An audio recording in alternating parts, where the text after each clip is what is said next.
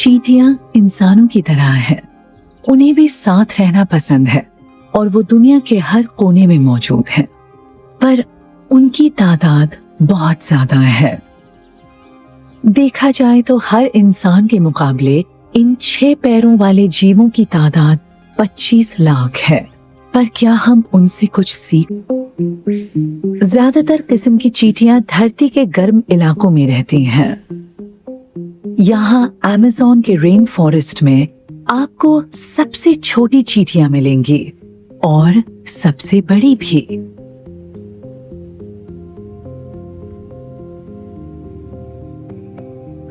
घने जंगल के बीच एक बड़ी चींटी शिकार पर निकली है।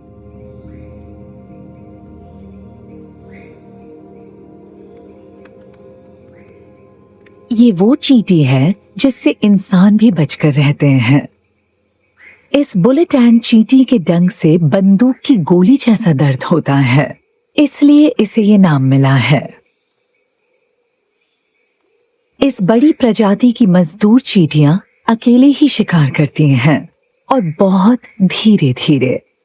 बड़ी और खूंखार होने की वजह से इन 2 सेंटीमीटर लंबी चींटियों के दुश्मन भी बहुत कम हैं। ये बीक्ड टोड यानी चोंच वाला मेंढक भी जानता है कि इस चींटी से उलझना ठीक नहीं।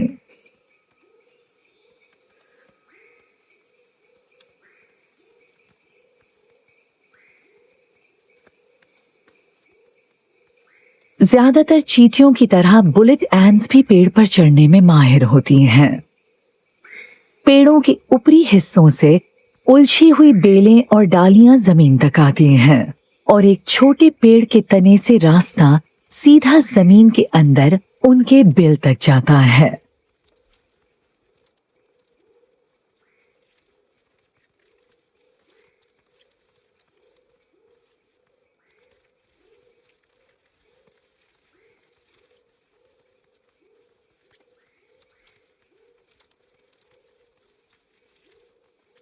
उंगली जितनी चौड़ी ये सुरंगें जमीन के अंदर लगभग 1 मीटर गहरी होती हैं, जहां सूरज की गर्मी आसानी से नहीं पहुंच पाती।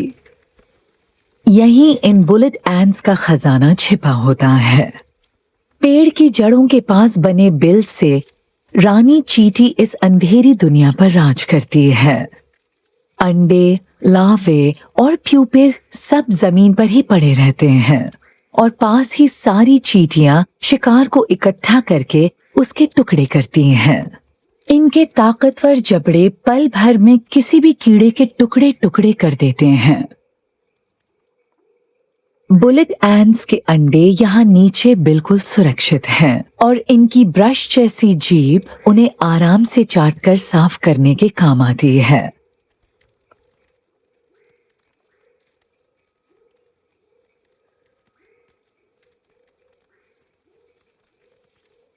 अब बारी है अगले शिकार की। हमेशा की तरह ये मजदूर चींटी अकेले ही निकल पड़ी।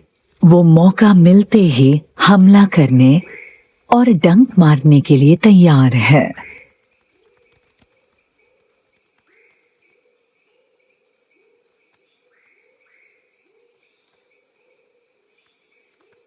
ये बड़ी चींटी फूलों का मीठा रस इकट्ठा करती है और इस तरह वो अदला बदली का पुराना रिश्ता निभाती है और मीठे इनाम के बदले पॉलिनेशन में मदद करती है।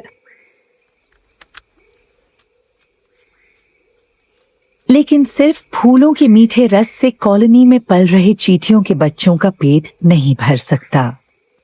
उन्हें कीड़ों के शरीर से मिलने वाला प्रोटीन भी चाहिए। इसके लिए ये मजदूर चींटी अब ज्यादा ताकत से शिकार करेगी।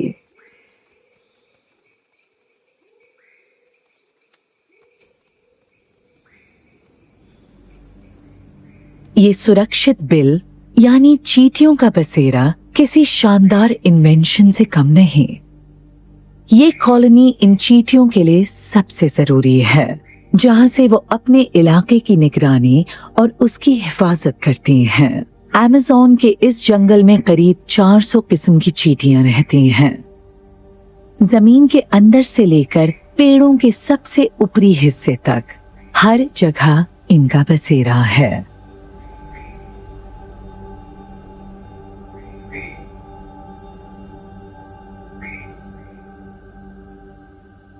इनमें कुछ तो सच में डरावनी होती हैं। ये आराम से पेड़ों की छाल में मौजूद कीड़ों से अपना पेट भरने वाली चींटियां नहीं, बल्कि 6 पैर वाली ये अलग तरह की चींटियां पूरे इलाके में बदनाम हैं। अगर ये कहीं दिख जाएं, तो इन पर नजर रखना और जितनी जल्दी हो सके उस जगह से भागकर दूर चले जाना ही बेहतर है।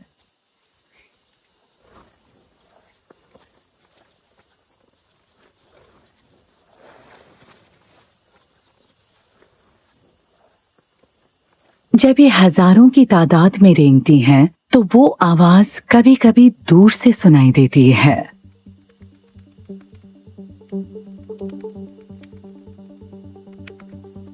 तेजी से इधर उधर भागते इन नारंगी रंग के जीवों से रेन फॉरेस्ट के लगभग सारे जानवर डरते हैं।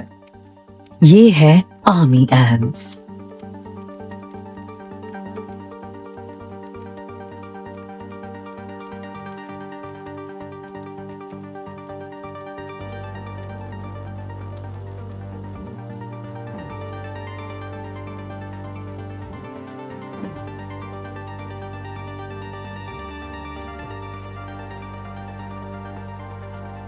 ये जहां भी दिखती हैं, ऐसा लगता है जैसे चींटियों का कभी ना खत्म होने वाला काफिला जंगल से गुजर रहा है।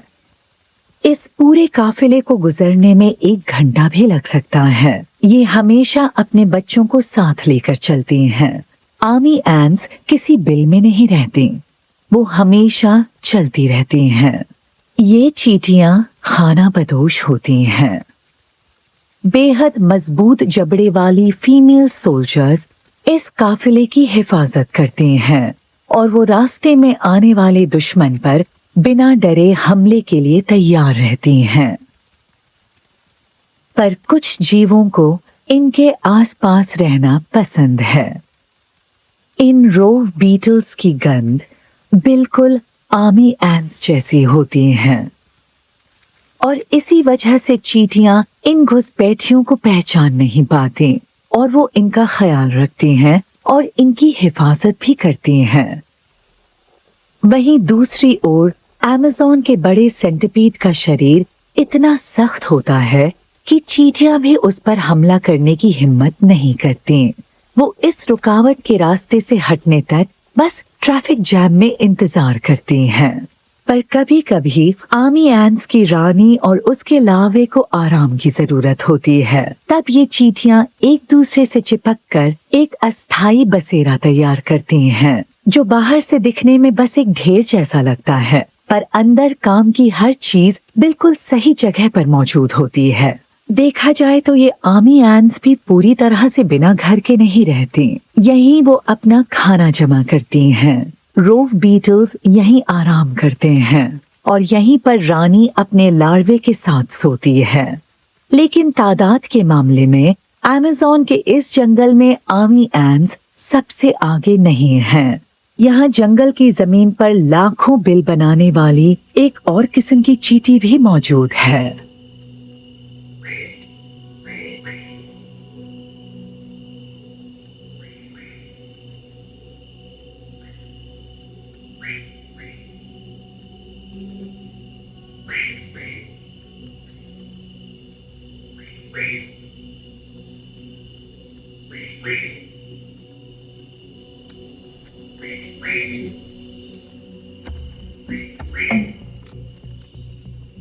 शिकारियों से बचाव के लिए पौधों से निकलने वाला कड़वा दूध जैसा रस भी उन्हें रोक नहीं पाता।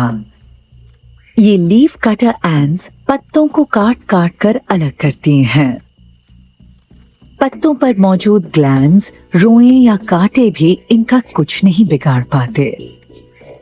वैसे ये चींटियां बस पत्ते ही खाती हैं, लेकिन उन्हें खुद पचा नहीं पाती।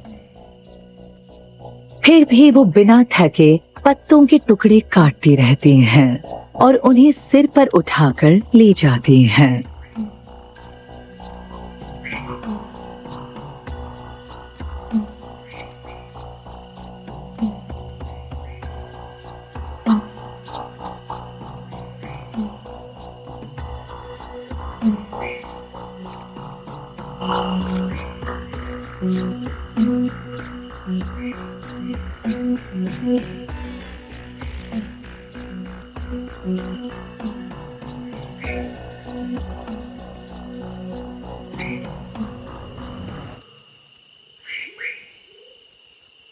ये लीफ कटर एंट्स जिन पेड़ों के पत्ते काटती हैं वो अक्सर उनके बिल से काफी दूर होते हैं।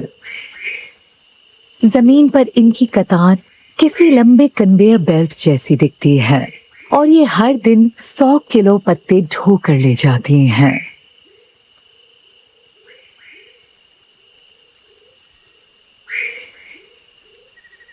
लीफ कटर कॉलोनी की चींटियों को ताजा पत्तों की बहुत जरूरत होती है, इसलिए वो दिन रात काम में जुटी रहती हैं। पर ये सबसे ज्यादा मेहनत अंधेरा होने के बाद करती हैं। रात के अंधेरे में ये दुश्मनों से बची रहती हैं, खासकर उन पैरासिटिक फ्लाइज से जो दिन में पत्तों पर अंडे देती हैं ताकि उन्हें चोरी छिपे चींटियों के बिल तक पहुंचाया जा सके।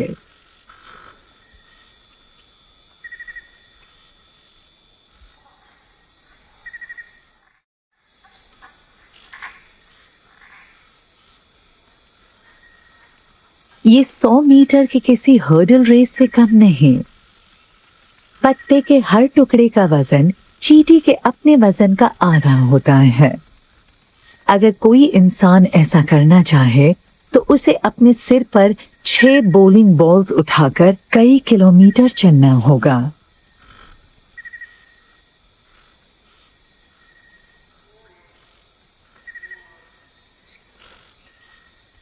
लीफ कटर एंट्स का बिल एक ट्रक जितना बड़ा होता है और जमीन के काफी नीचे बना होता है। बिल के अंदर जाने का रास्ता काफी बड़ा होता है और थोड़ी ऊंची जगह पर बना होता है ताकि तेज बारिश में भी बिल के अंदर पानी न भर जाए।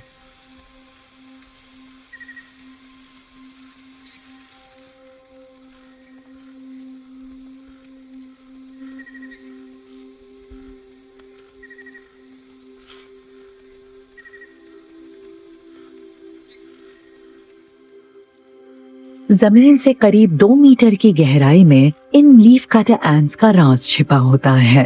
यहाँ है शहद का छत्ता जैसा दिखने वाला एक बड़ा सा फंगस जो एक बड़े कद्दू के बराबर है।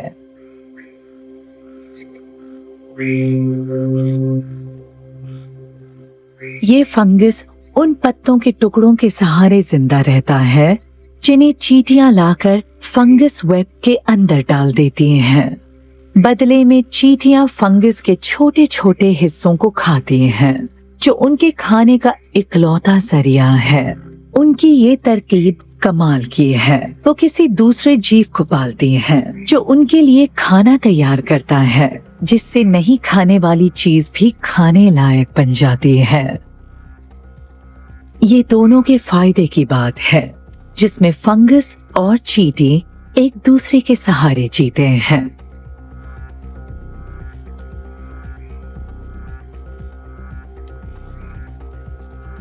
दुनिया में कोई और चींटी इतनी बड़ी कॉलोनी नहीं बनाती और ना ही फंगस उगाने वाली इन लीफ कटर एंट्स की तरह अपने रहने की जगह को इतने शानदार तरीके से बनाती है। पर इस मामले में अमेज़न रेन फॉरेस्ट की ये चींटियां अकेली नहीं हैं। दुनिया में कुछ और चींटियां भी फंगस उगाती हैं। इस गर्म इलाके से बहुत दूर।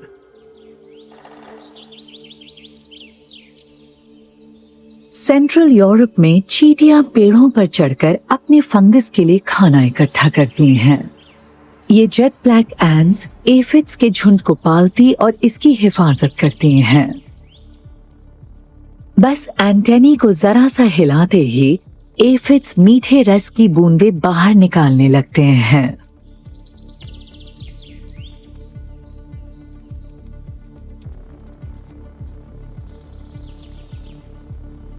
ये दो अलग अलग तरह के कीड़ों के फायदे की बात है, जिसमें शुरू में फंगस का कोई काम नहीं होता।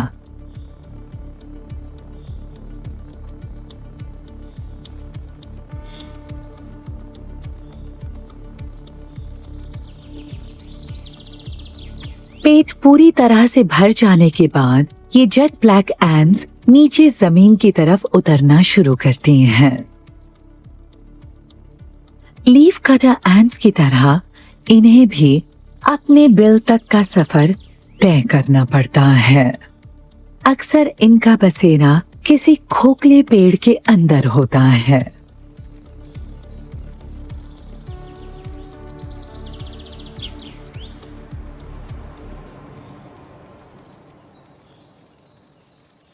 और इसके अंदर जेट ब्लैक एंट्स का राज छिपा होता है। अंदर एक फुटबॉल जितना बड़ा रेशमी धागों का जाल है। ये हजारों रास्ते और अनगिनत चेम्बर्स के साथ ऐसी भूल भुलैया है जहां चींटियां अपनी कॉलोनी के लिए जरूरत की हर चीज इकट्ठा करती हैं।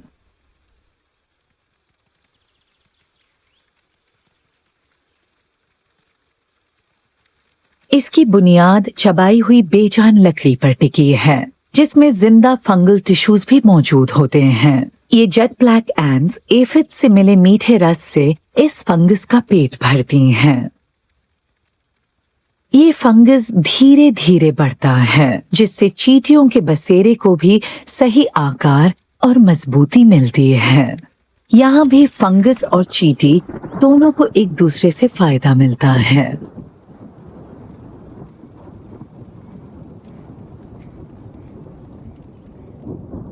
यूरोप के बीचों बीच इस इलाके में करीब 200 तरह की चींटियां रहती हैं।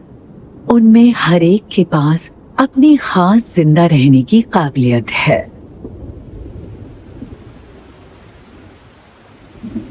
कुछ चींटियां बाढ़ वाले इलाके में रहती हैं और बाढ़ का सामना करती हैं, लेकिन ये छोटी छोटी चींटियां उड़ नहीं पाती, तो फिर वो बाढ़ आने पर अपनी हिफाजत कैसे करती हैं?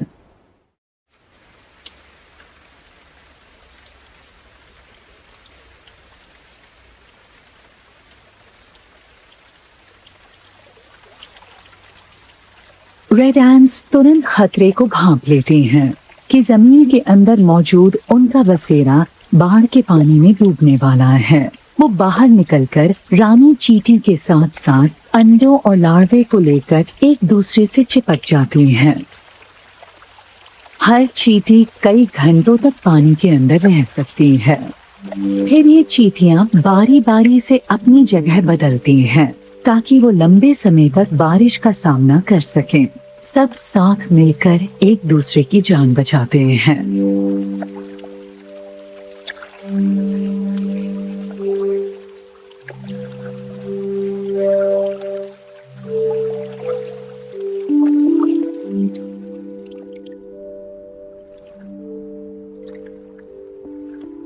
बारिश रुकने के बाद भी बाढ़ के इलाके में पानी लगातार बढ़ता रहता है।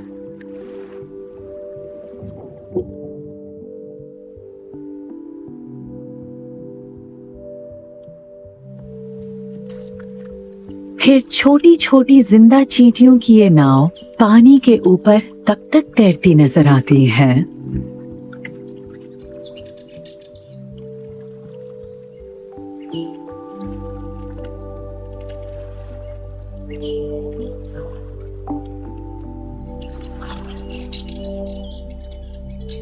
जब तक कहीं किनारा न मिल जाए।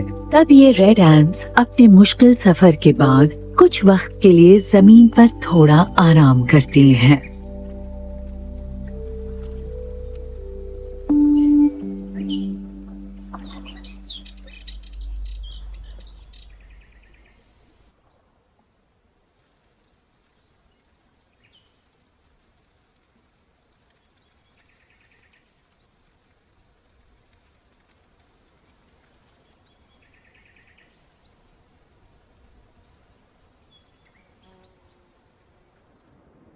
अक्सर बड़ी नदियों के आसपास का मौसम काफी सुहाना होता है, पर यहाँ सिर्फ अंगूर की खेती नहीं होती, बल्कि ज्यादातर दक्षिण के इलाकों में पाए जाने वाले जंगली पेड़ पौधे और जानवर भी दिखाई देते हैं।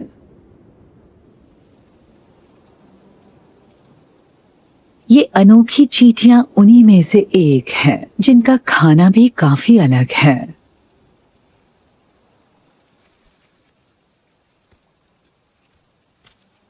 हार्वेस्टर एंट्स पौधों के तनों और टहनियों पर चढ़कर अपने नाम के मुताबिक काम करती हैं। वो तरह तरह के पौधों के बीज इकट्ठा करती हैं और उन्हें खाने के लिए अपने बिल में ले जाती हैं।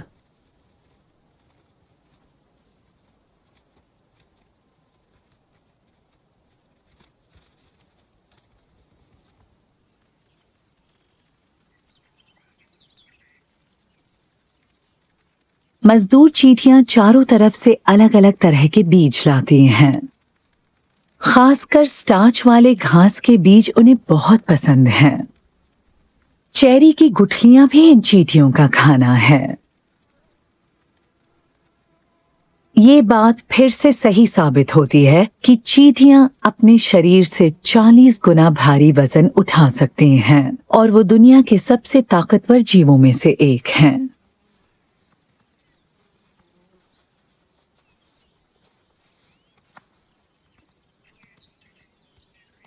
हार्वेस्टर एंट्स को डैंडलाइन के बीज भी बहुत पसंद है। इन चींटियों को बार बार महसूस होता है कि डैंडलाइन के बीज पर मौजूद रेशेदार हिस्से उनके रास्ते की रुकावट बनते हैं। जब डैंडलाइन का बीज बिल के अंदर जाने वाले रास्ते पर फंस जाता है, तब मजदूर चींटियां तुरंत उसका डंठल काट देती हैं। फिर उसे बिल में बाकी बीजों के साथ इकट्ठा करती हैं। जब इंसान खेतों में जहरीले केमिकल्स का इस्तेमाल नहीं करते थे, तब ये हार्वेस्टर एंट्स भी सुहाने मौसम वाले इलाकों में अनाज के खेतों में रहती थीं।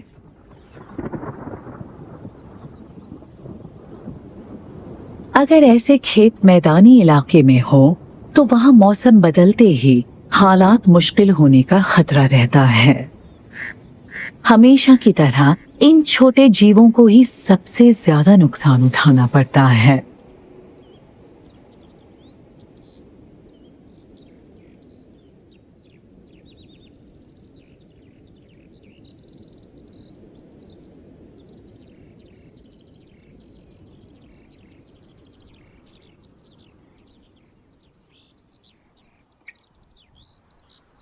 तेज बारिश और तूफान की वजह से गेहूं का खेत पानी में डूब गया। हार्वेस्टर एंट्स के बिल में भी पानी भर गया। पर इस बाढ़ में बेघर होने वाले वो अकेले जीव नहीं हैं।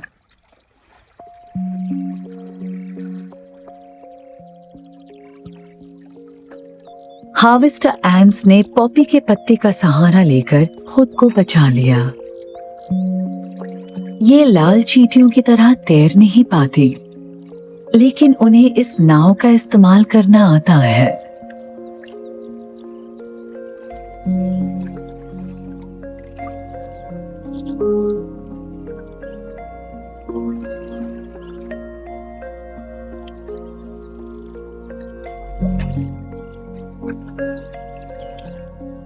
वो तब तक वहीं बैठी रहती हैं जब तक हवा और लहरें उन्हें किसी किनारे तक नहीं पहुंचा दे, और अपनी जान बचाने के लिए बिल्कुल उस मशहूर कहावत की तरह वो तिनके का सहारा लेती हैं।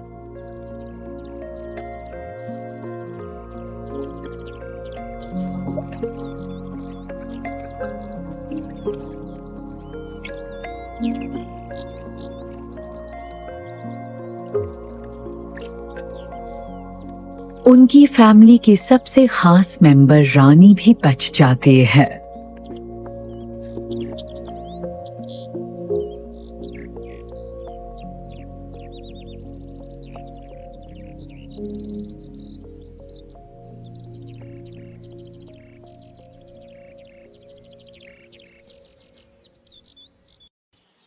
धरती पर ऐसी कोई जगह नहीं जहाँ के नेचुरल साइकिल में चींटियों का कोई रोल नहीं हो। वो सेंट्रल यूरोप के सबसे सूखे इलाकों में भी आराम से रहती हैं। ये पुराना मिलिट्री ट्रेनिंग एरिया है जहां अब यूरोपियन बाइसन रहते हैं। यहाँ ज्यादातर जमीन रेतीली है जिस पर घास भी नहीं उगती। खुर वाले इन बड़े जानवरों का ये झुंड इस खुले इलाके में रहता है, जिसका फायदा गर्मी पसंद करने वाले दूसरे जीवों को मिलता है।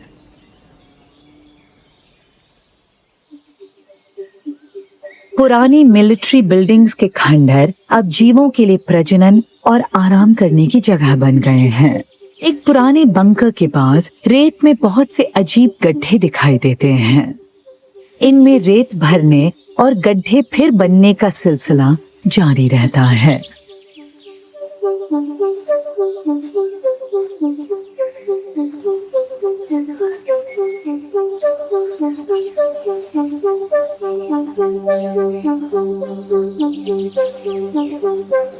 बाइसन के गोबर के पास गड्ढा बनाना आइडिया बुरा नहीं है। शायद ये उनके लिए सबसे सही जगह है।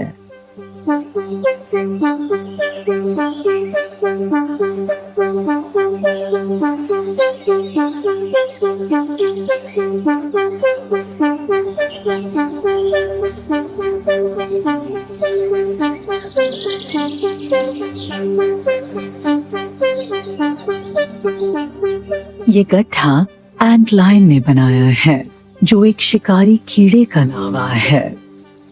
हर गड्ढे के नीचे मौजूद एंटलाइन अपने शिकार का इंतजार करता है। पास ही बहुत सारी वाइल्ड बीज अपनी बनाई हुई सुरंगों में रहती हैं।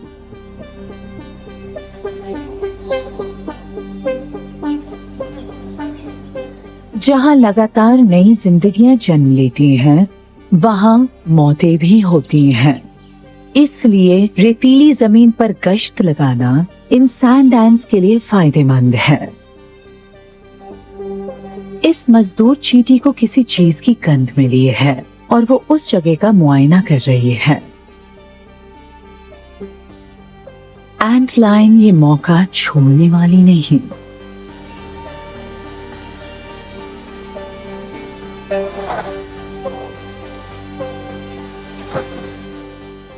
गड्ढे की दीवारें हिलने लगती हैं। ऊपर से गिरती रेत बाकी का काम कर देती है।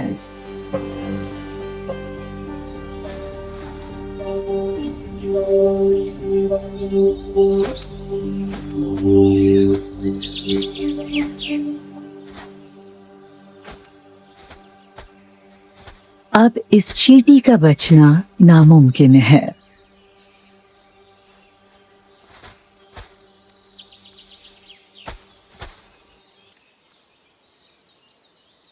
यूरोप के इस छोटे से रेगिस्तान में रात होते ही चींटियों के दुश्मन का नाजुक रूप दिखाई देता है। रेत के इस गड्ढे में एंटलाइन अब प्यूपा बन गया है। अब वो जमीन से एक उड़ने वाले कीड़े के रूप में बाहर निकलता है, जिसे एक पार्टनर की तलाश है।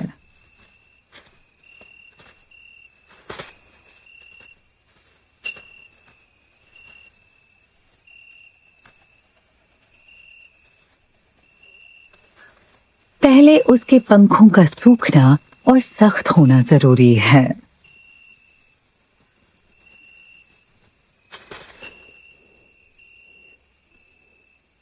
फिर वो रात के अंधेरे में निकल पड़ता है।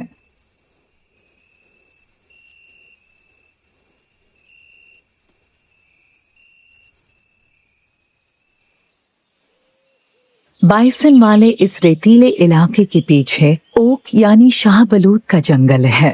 एक बार फिर वहां रहने वाली चींटियों को भी अपने साथ रहने वाले बड़े जीवों से फायदा मिलता है, और इस बार पेड़ उनके साथी हैं।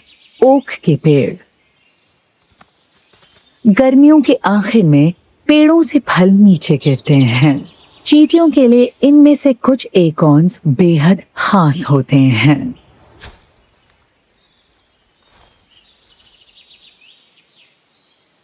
पेड़ के ऊपर ऐसे ही एक फल के भीतर वीवल का लार्वा था जो इसमें छेद करके बाहर निकल गया। अब इस आधे खोखले फल में लेप्टोथोरैक्स चींटियां रहती हैं जो यूरोप की दूसरी चींटियों से काफी छोटी होती हैं। अब ये नन्ही चींटियां अपने सुरक्षित और छिपे हुए ठिकाने से खाने की तलाश में बाहर निकलती हैं। उनकी कॉलोनी तक पहुंचना आसान है। इस छोटे से छेद में रानी के साथ करीब 50 मजदूर चींटियां के रहने की जगह है।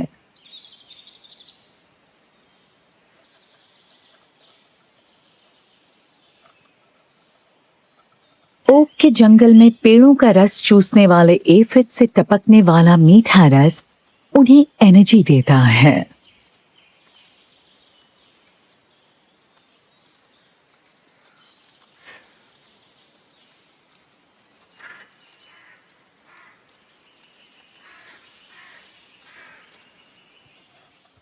लार्वे को प्रोटीन देने के लिए शिकार किए गए जीवों को इस फल के भीतर लाया जाता है। बड़े शिकार को वहीं छोटे टुकड़ों में काटा जाता है। मच्छर का सिर एक बार में कट जाता है, लेकिन मच्छर के पेट को आसानी से भेदा नहीं जा सकता। इसलिए स्काउट एंट्स एक दूसरे की मदद करते हैं और इस कीमती शिकार को ऊबड़ खाबड़ जगह पर कुछ सेंटीमीटर दूर घसीटती हैं ताकि उसे ले जाने में आसानी हो।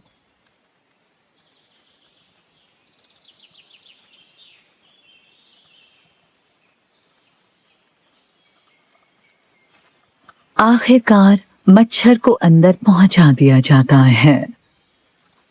अगर सब ठीक रहा तो इससे कम से कम 1 हफ्ते तक इन लेप्टोथोरैक्स चींटियों का पेट भर सकता है।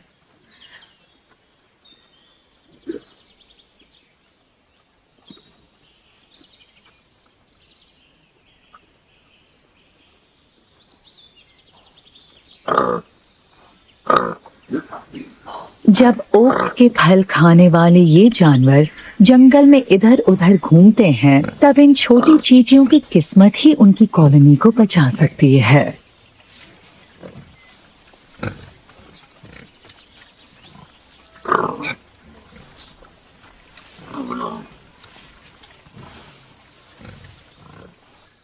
लेकिन जंगली शुकर इकलौते नहीं हैं जिन्हें ओक के फल पसंद हैं।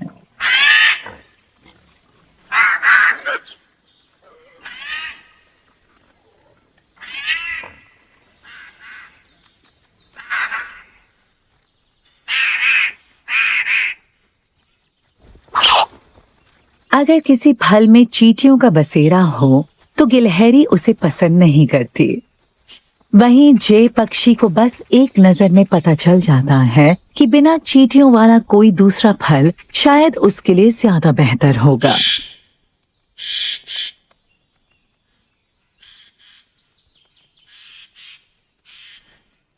लेप्टोथोरैक्स चींटियों के लिए इससे अच्छी बात और क्या होगी।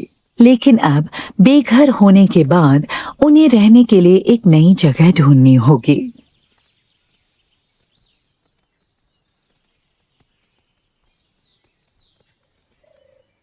खाली पड़े घरों पर कब्जा करना चींटियों में आम बात है, पर अब हम जिस चींटी की बात कर रहे हैं उसमें खुद को ढालने की काबिलियत बेजोड़ है। ओक के इस छत्ते के अंदर कभी गॉल वॉस्प्स रहती थी, पर अब वहां कोलोबॉप्सिस चींटियों की कॉलोनी बस गई है, जिसकी मुखिया बड़े से पेट वाली रानी है।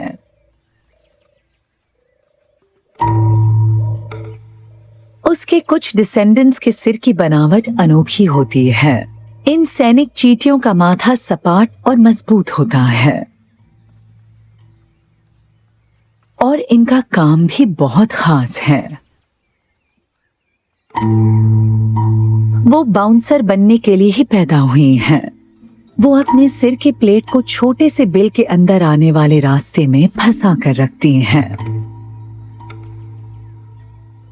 जब उनके परिवार की कोई चींटी पास आती है तो दरवाजा खुलता है और फिर बंद हो जाता है।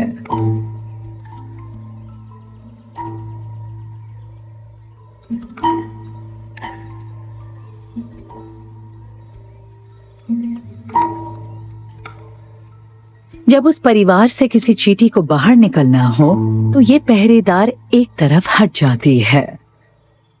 उसके बाहर निकलते ही वो दोबारा अपने सिर को ढक्कन की तरह छेद में फंसा देती है।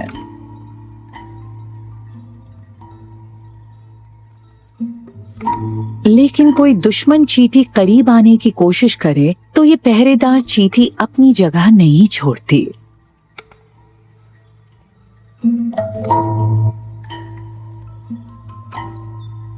गॉल वॉस्प्स, इस घोंसले और कोलोबॉप्सिस एंट्स, इन तीनों के बीच एक अनोखा रिश्ता है। कुछ और चींटियां भी ऐसे तीन तरफा रिश्ते में शामिल होती हैं, जैसे कि इस गीले घास के मैदान की रेड एंट्स। रेड एंट्स अजनबियों को देखते ही हमला कर देती हैं। इनमें अक्सर लड़ाई होती रहती है।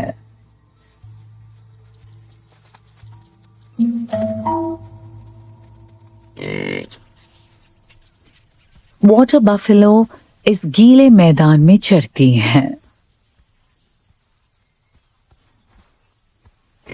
जुगाली करने वाले ये जानवर रीड्स, मेडोस्वीट और तेजी से उगने वाली दूसरी घास और बारहमासी पौधे खाते हैं, लेकिन वो इस तीन तरफा रिश्ते में शामिल पौधों से दूर रहते हैं क्योंकि वो उन्हें पसंद नहीं। ये है ग्रेट बर्नेट। मैदान की जमीन पर शिकारी लाल चींटियां एक मरी हुई मधुमक्खी को अपने बिल की तरफ ले जा रही हैं।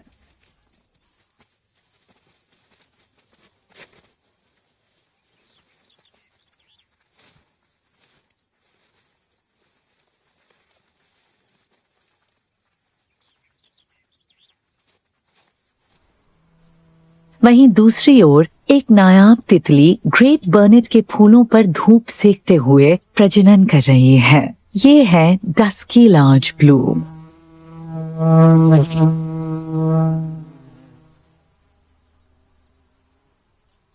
ये तितली ग्रेट बर्नेट के बिना जिंदा नहीं रह सकती। इसलिए नहीं कि इस तितली को इसका मीठा रस पसंद है,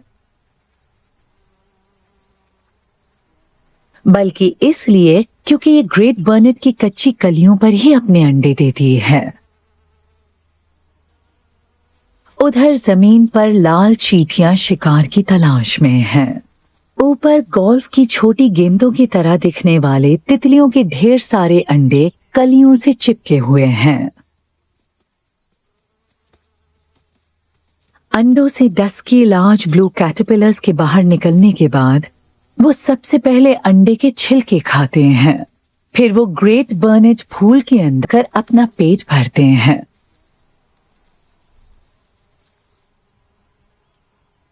इससे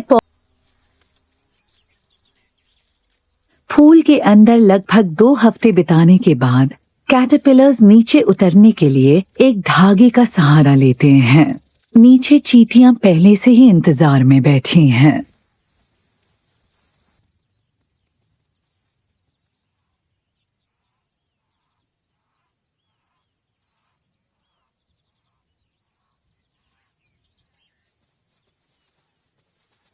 अब डस्की लार्ज ब्लू का ये कैटरपिलर, लेकिन केमिकल कैमोफ्लेज की वजह से लाल चींटियां कैटरपिलर को अपना शिकार नहीं मानती, बल्कि उसकी गंध उन्हें किसी चींटी के लार्वा जैसी लगती है। इसीलिए वो लार्वा को गोदाम में नहीं बल्कि एक बहुत ही खास जगह पर रखती हैं।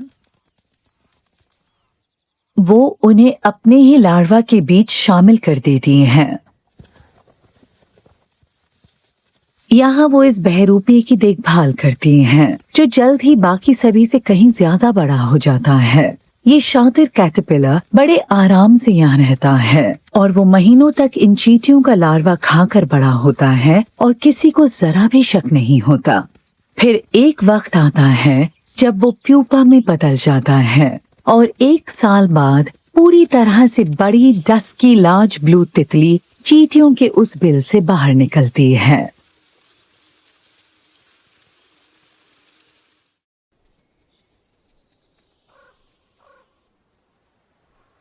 कॉनिफेरस जंगल में दलदल के उस पार पीले फूलों और बीजों से भरी लंबी फलियों वाला एक मामूली सा पौधा उगता है। ये है ग्रेटर सेलेंडाइन।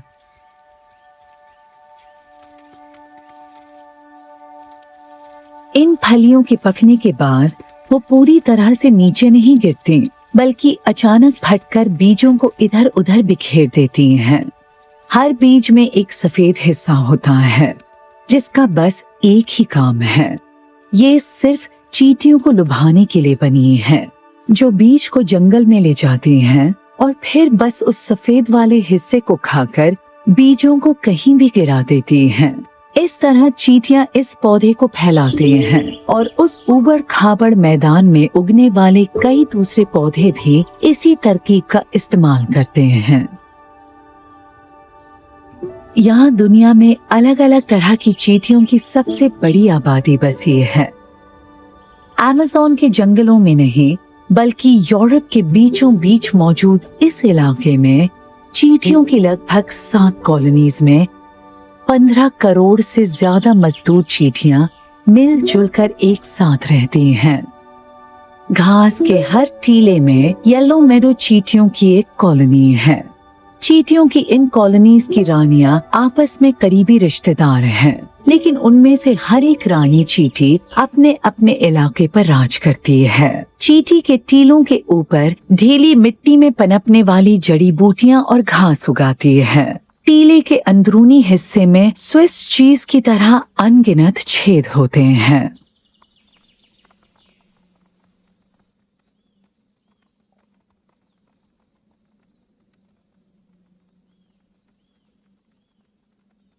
चींटियों के अंडों और लार्वे से भरे चेम्बर्स उन पक्षियों के लिए दावत की तरह हैं जो उन तक पहुंच सकें। ग्रीन वुडपेकर चींटियों का शिकार करने में माहिर होते हैं। जय पक्षी को भी जमीन पर चींटियों की इस भीड़ भाड़ में दिलचस्पी है। पहले इस देश के अनगिनत चरागाहों में हर जगह मेडो चींटियों की कॉलोनीज हुआ करती थीं। कभी हर जगह कीड़ों से मिलने वाले प्रोटीन का ये खजाना अब आसानी से नहीं मिलता।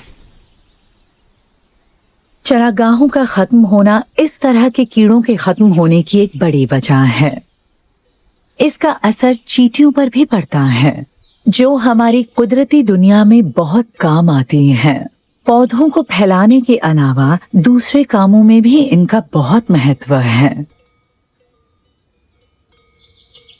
चींटियों की मौजूदगी बेहद जरूरी है, उस वक्त भी जब उनके होने की कोई उम्मीद ना हो, जैसे सर्दियों के मौसम में। सर्दियों का वक्त कीड़े खाने वाले पक्षियों के लिए बुरा वक्त होता है, इसीलिए उनमें से ज्यादातर पक्षी बहुत पहले ही दक्षिण की तरफ चले जाते हैं। लेकिन ग्रीन वुडपेकर ऐसा नहीं है। वो 0 से नीचे के तापमान में भी लकड़ी की चींटियों तक पहुंचना जानता है। बेहद ठंड में एक दूसरे से चिपक कर बैठी ये चींटियां आसान शिकार होती हैं। ये वुडपेकर बस चींटियों के ढेर के बीचों बीच एक सुरंग खोदकर पेट भरने तक उन्हें खाता रहता है।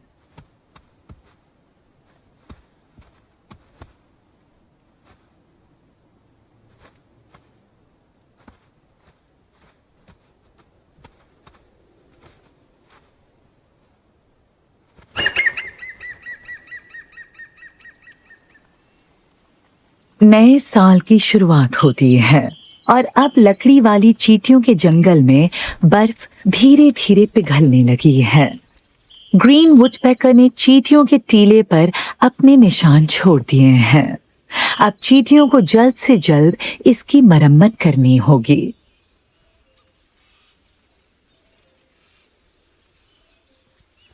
अभी भी ठंड की वजह से सुस्त पड़ी ये चींटियां अब अपने बिल के अंदर आने वाले हर छोटे बड़े रास्ते से बाहर निकलती हैं। सबसे पहले उन्हें अंगड़ाई लेकर अपनी ताकत फिर से हासिल करनी होगी।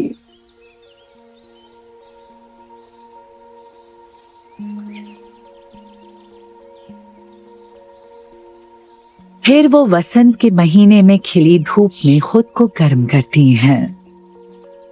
चींटियां हजारों की तादाद में जमीन पर कालीन की तरह सूरज की रोशनी के पीछे पीछे चलती हैं।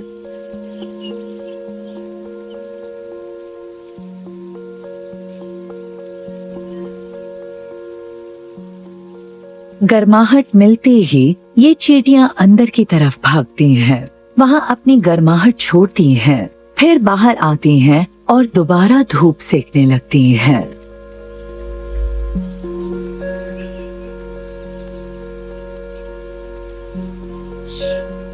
चींटियां 10 करोड़ साल से भी ज्यादा वक्त से इस धरती पर मौजूद हैं। तब से लेकर आज तक उन्होंने अपने आसपास के माहौल में जिंदा रहने के लिए कई अनोखी तरकीबें अपनाई हैं। वो एक दूसरे के साथ तालमेल बनाकर बड़े अच्छे से रहते हैं। तो क्या वो हम इंसानों के लिए एक मिसाल हैं? जब ये 6 पैरों वाले जीव रेजिन के टुकड़ों को दवा के रूप में खींचकर अपने बिल में लाते हैं तो वो हमें बड़े समझदार लगते हैं, पर असल में वो बस अपना काम कर रहे होते हैं। इंसान की बस्तियों से अलग चींटियों की कॉलोनीज एक बड़े परिवार की तरह होती हैं। आमतौर पर उनमें एक माँ, रानी चींटी, उनके बच्चे और काम करने वाली चींटियां होती हैं जो आपस में बहनें होती हैं। फिर भी चींटियां हमें ये सिखाती हैं कि पूरा समुदाय और उसमें रहने वाले हर सदस्य की भलाई के लिए मिलजुल कर काम करना और काम का सही बंटवारा बहुत जरूरी है।